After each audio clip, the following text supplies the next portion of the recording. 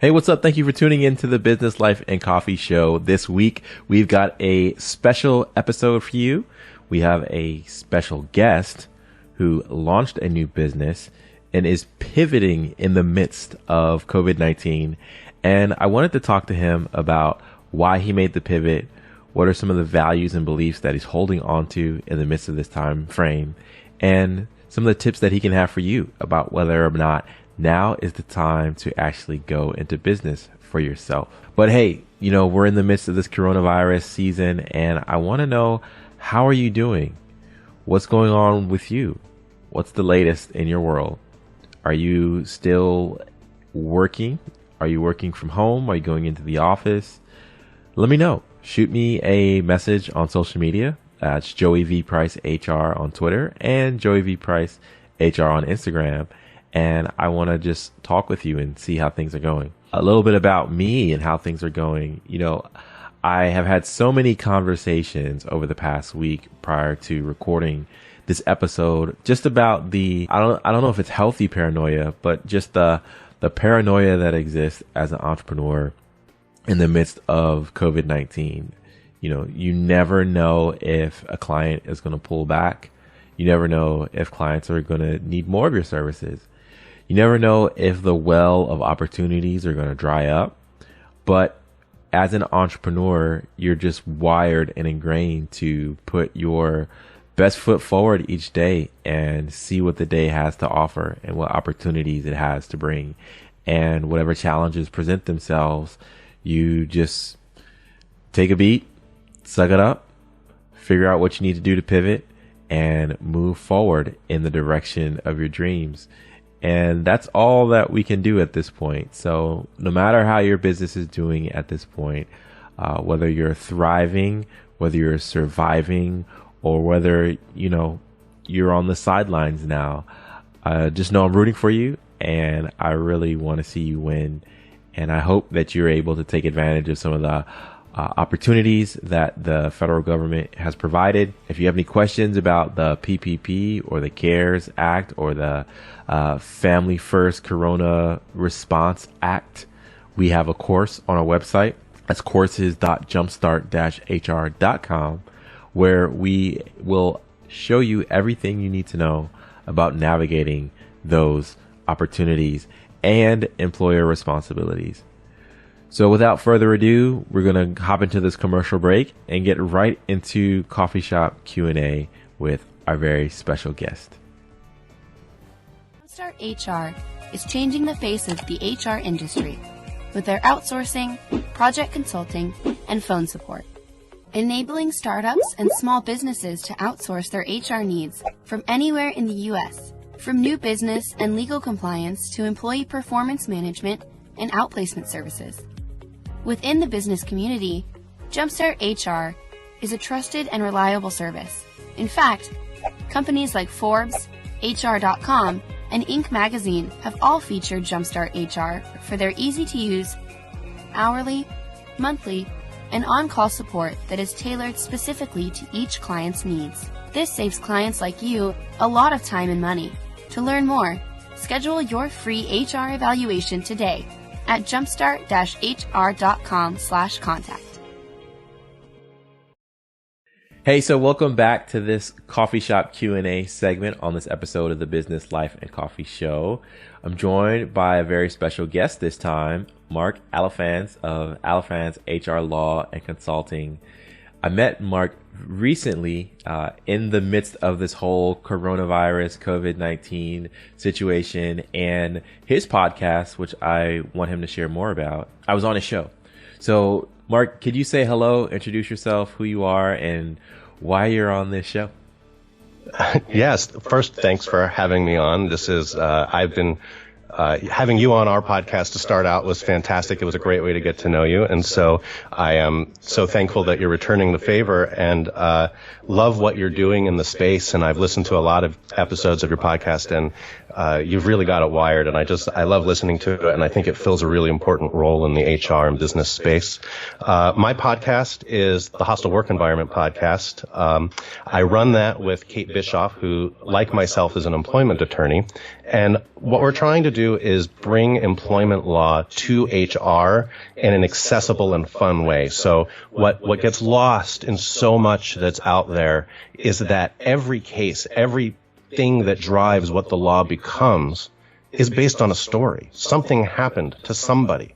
And the thing that happened to that somebody is usually crazy. Like, it's the worst workplace stories that you can possibly imagine. So when we find those cases, we draw out the facts of those cases, and we consider ourselves storytellers and just love then picking them apart. We shame bad employers. We shame bad actors, right? We're never looking to make light of the person who's the victim or who is discriminated against, but we're always looking to shame bad employers who could do it better. And help educate our largely HR audience on here's why the law is what it is, and here's how you can apply that.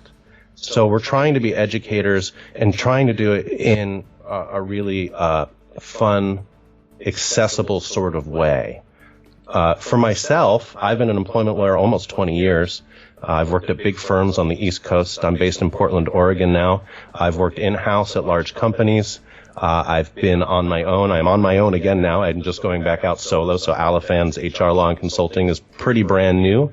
I've worked for a nonprofit. I've been a chief HR officer and an employment lawyer. And I have a passion for helping employees and getting things right, and helping employers get things right. And so that's basically sums it up in, 2 or 3 minutes. Yeah, no. And yeah, you nailed it. It was like 2-3 minutes. It was good. So Marc, you said a few things that I want to kind of spend the rest of our time together unpacking. But first, I'd like to just connect with you personally, man. How are you doing in the midst of the coronavirus situation? How's your family? How have you been impacted? What's the latest in your world? I appreciate you asking that. I think it's something that's important to be asking everybody all the time right now. And that also goes for employees, and we'll talk about that later, I think. But we're fine. It's an interesting world for all of us. For me, I was looking at getting this started before my new business started, before COVID hit, but I was taking my time, and I had some stress about that already.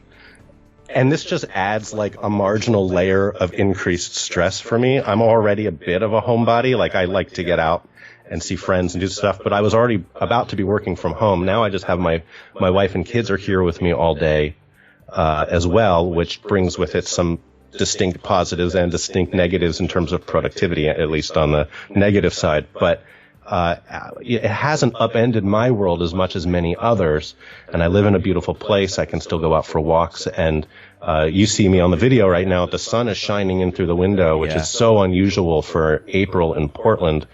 So we have trails behind our house. We can go out for long walks. So all things considered, I can't complain too much. We're staying away from everybody like everybody's supposed to. And, like I said, it's fine. It's a little scary. We're all scared about getting the virus. We're all scared about transmitting the virus, and we should all be distancing in all of those ways. Some of us are obviously impacted more than others. I think it will delay in some ways starting out my business, but that's really secondary for me in a lot of ways. I'm fine. I was prepared for a long, slow startup to getting things going and working clients and finding business. This just delays it a little bit more than I had anticipated. And so, I'm trying to stay positive. We all have our down days. I certainly have my share, but all in all, I really can't complain too much. Oh, that's great. And, I don't know, but let me ask you, there's this full spectrum, right, of how COVID-19 is impacting people. On the one end of the spectrum, you have people who are totally prepared, isolated in their bubble. Maybe they're in a business that's still booming, or maybe they're an investment trader and they're still taking profits and living their best life. But then on the other end, you have people that maybe lost a job, can't make ends meet, and are really down in the dumps because of that. It sounds like you're doing well. How do you navigate positivity in the midst of the unfortunate reality for many Americans and many people across the country? Yeah, I mean, it's a really good question. It's a hard question, and it's an easy question for me to say. I have a privileged background. I recognize that. I have money in the bank. I'm fine. So what I say is for me, and I can't necessarily easily apply that to somebody who's living paycheck to paycheck, who just lost their job, right? For me, what I can say is it's about finding silver linings in terms of staying positive, right? So yeah, it really sucks that I can't go to my wine bar that I like, anymore. And, and I can't go meet friends out for a drink. I can't, do those networking lunches that I was trying to really fill my schedule with. But there are positives that are coming from this. The air is cleaner. I get to spend a lot more time with my kids. That, again, like I said, has pluses and minuses, but I'm actually having more of a role in their education. I suspect there will be ways in which when life returns to normal, whether that's 3 months from now, 6 months from now, 2 years from now, whatever it happens to be, when I look back on this 10 years from now, there will be things I think about it that will be largely positive because I got to slow down and enjoy some things maybe more than I would have if life stayed the busy, crazy, hectic thing that it was. Yeah. Like I said, though, that's easy for me to say in my position and where I'm situated. There's lots of people who are so stressed and, like I said, living paycheck to paycheck and really struggling. And all I can say is, reach out to friends, reach out to colleagues, reach out to your networks, build your networks. To the extent you can, help is out there, right? And that help is out there in the way of unemployment. Help is out, it's such expanded unemployment, and there are other ways that you can continue to make a go of things, even in the midst of what is ultimately going to be kind of such a huge economic, almost depression. We all need to look out for each other. We all need to find what resources we have to help each other. And those of us who are in a position like I am and others, how can we be helping people when we can't be with people? Yeah. And that's the question. That's what I'm trying to think about in my spare time. Yeah. Yeah. Well, yeah, to your point, I definitely resonate with silver linings. I mean, the slowdown of life has allowed me to work on some of those honey-do list projects that my wife has been begging me for literally 5 years now to work on. And so a silver lining of seeing the joy in her eyes when, the backyard is complete, or, we unloaded like 100 pounds of trash, of things we no longer need in the house. I will look back at this season of just really being there for my family and really questioning, well, why was life so busy in the first place? So I definitely resonate with you there. You mentioned that you started your business, you reloaded it. Why the pivot? Why now? So I have, my last 3 years have been a tumultuous history, and I've been pretty open about this, maybe a little more vulnerable than other folks might be or have advised me to be, but I don't really care. I think it's important to tell our stories. I've had 2 jobs that I got laid off from in the last 3 years. So in both cases, my department, whether that was legal or HR, got outsourced either to a law firm or to an outsourced HR company. And in both of those cases, I decided that, I'd go out solo on my own. The first time I did it, I had a very narrow niche. I brought on an employee. I didn't have any work to start with. By the time I really started things ramping up, I had 6 months in paying a salary to somebody when I had no revenue coming in. It was one of the more stressful and down times in my life. I brought on too many, just expenditures. I was spending on a lot of subscriptions and office space and telephones, and those things will get you. It all just really adds up. And I looked at my balance sheet those first 6 or 8 months, and it was terrible. And then things started looking better, and I started bringing on clients. I started getting work, and my employee ended up taking another job. He recognized he did my books, so he knew he really couldn't hang on for too long. And so I had a bunch of clients, and one of them was a really good match and asked me if I'd come on to lead the HR function.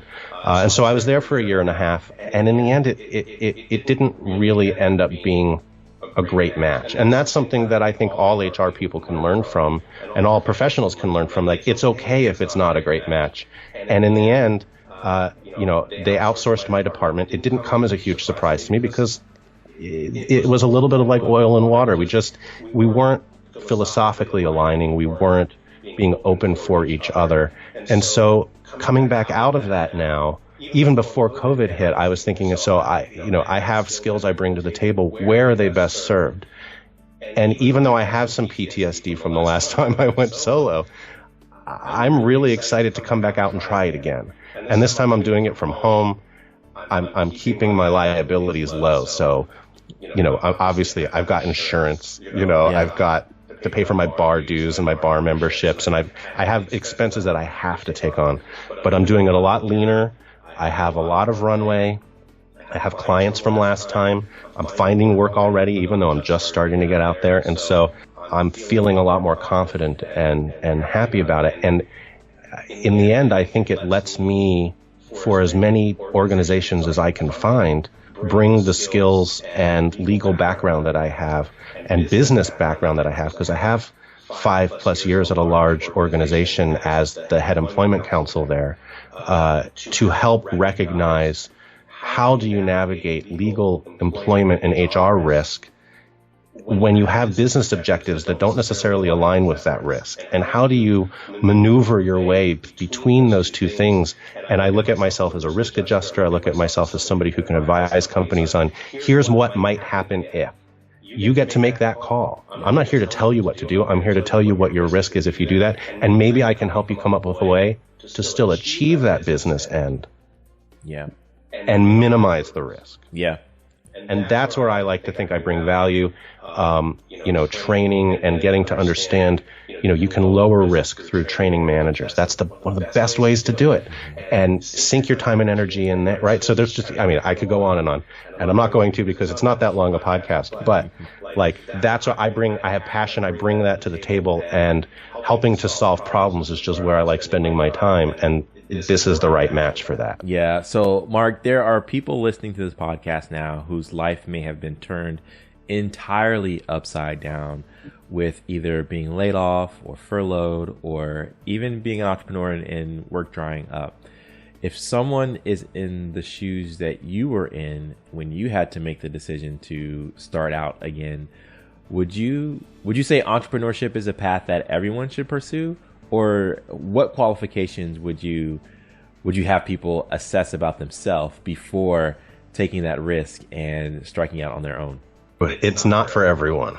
And I still don't know always if it's for me. It's like you have to answer those questions, and you can't let the failures of it emotionally affect you too much. If you struggle to find work after you've gone into business for yourself, how are you going to feel 2 months in, or 3 months in, or 6 months in, when the projections aren't hitting where you thought they'd be in terms of finding work? And some people find that the work rolls in way faster than they expected.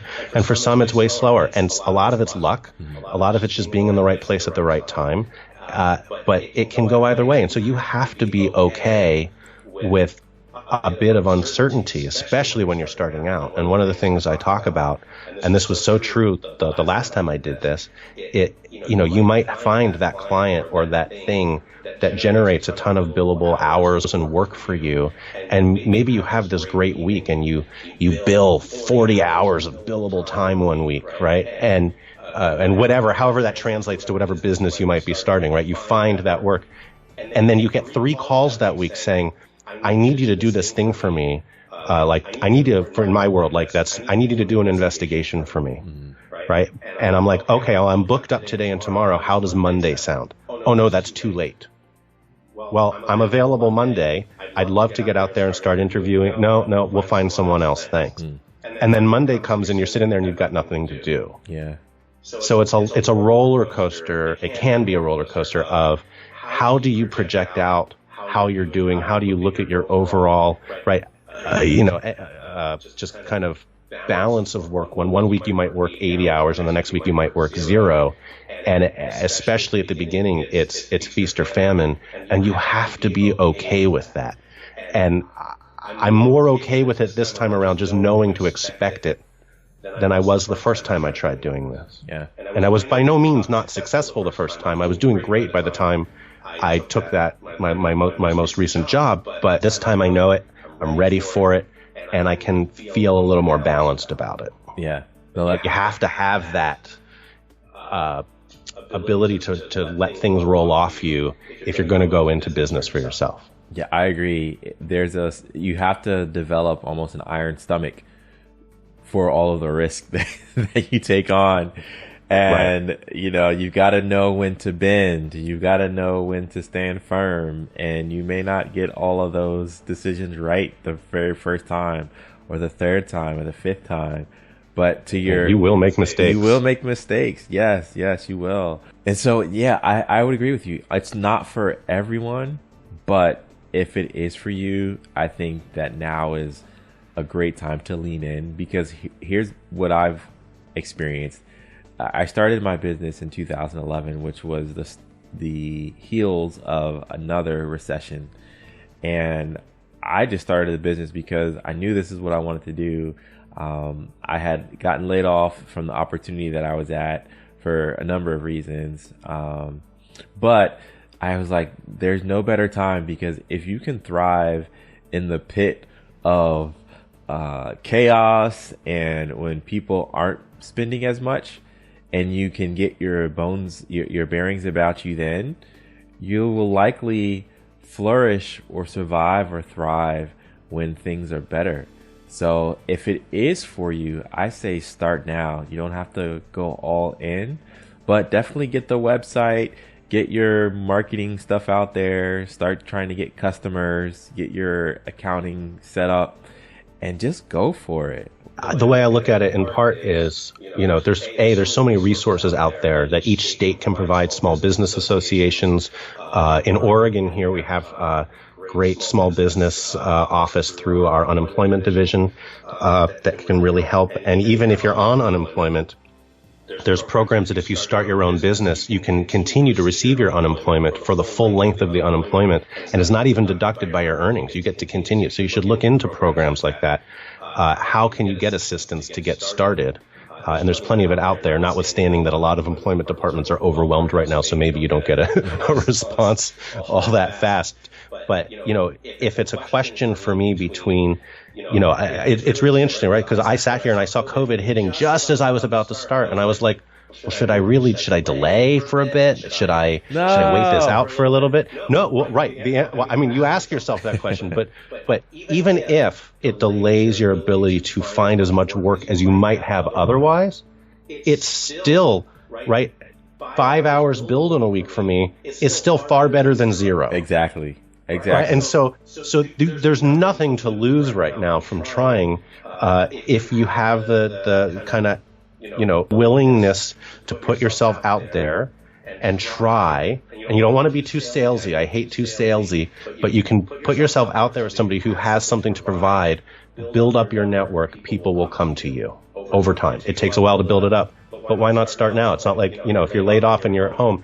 Again, I don't like shaming folks who are at home and not going out and learning a new language and not going out and learning a new skill. I mean, that's great if you want to, but if you have nothing else going on, it's an option. It's a thing to think about trying to do. Yeah. And I absolutely agree with you that this is a good time to try it. Yeah.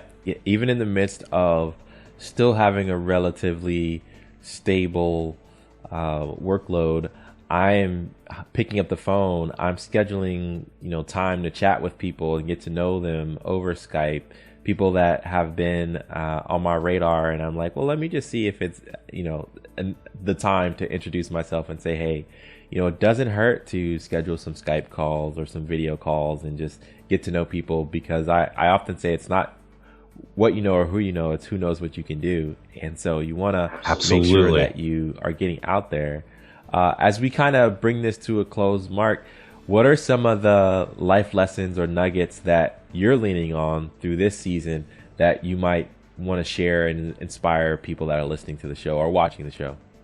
Oh, man, I think it's just trying to keep my positivity, right? Like that we can't control certain things about our lives, and to let go of the things you can't control and to hang on to the things you can, right? And we can all feel helpless because the world is spinning out around us.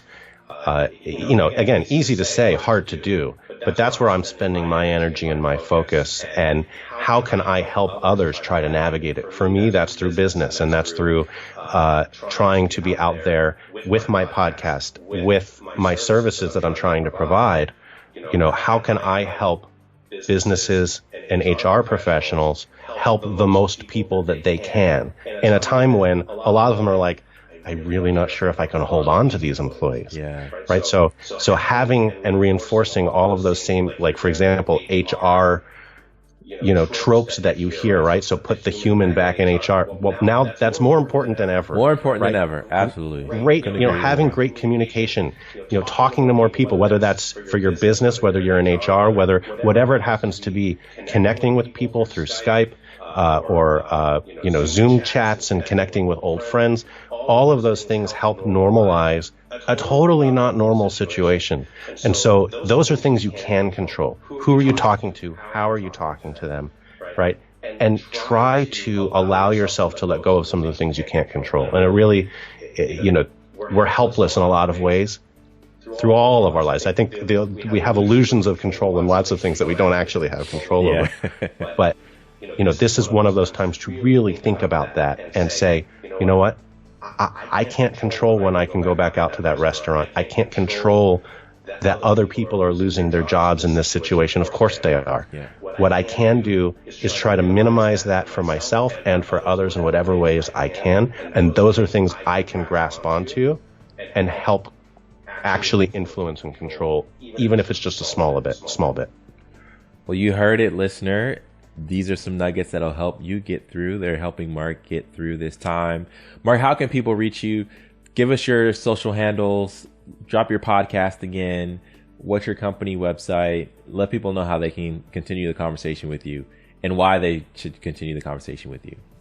Well, so I, first of all, again, appreciate you having me on. So my company is Alifanz HR Law and Consulting. You can find, I have a basic website up. I'm still working on it, but I have a basic website up at alifanzlaw.com. My podcast is the Hostile Work Environment Podcast. We don't have a website yet. It's coming soon, but you can find us anywhere podcasts are generally. And we are on social. Kate and I are both on social. The podcast has its own Twitter account at HWE Podcast. My Twitter is at Salad Pants, like I've got salad in my pants. It rhymes with my last name. It was a college thing. And I'm on LinkedIn. I actually where I probably spend most of my time. Feel free to reach out and connect with me on LinkedIn. And I'm always happy to talk really with anybody who reaches out about anything, business related, HR related, and I like just having conversations with everybody. And so I welcome you to reach out. If you have funny stories, we like to share stories on our podcast. You can reach out via social for that, or you can email me at hwepodcast@gmail.com with your stories. We like to read them. You can anonymize them, make it so that nobody can figure out it's you. But that's where we get a lot of our listener interaction, and some of our best moments and segments of our podcast are reading the things that you, the listener, sends us, because it's crazier than you would ever. I mean, just the stuff that we hear, it's unbelievable. Oh my goodness. So that's where you can find me. All right. Well, this has been Business Life and Coffee. Marc, thanks for joining the show, and we'll see you next week. Thanks for having me.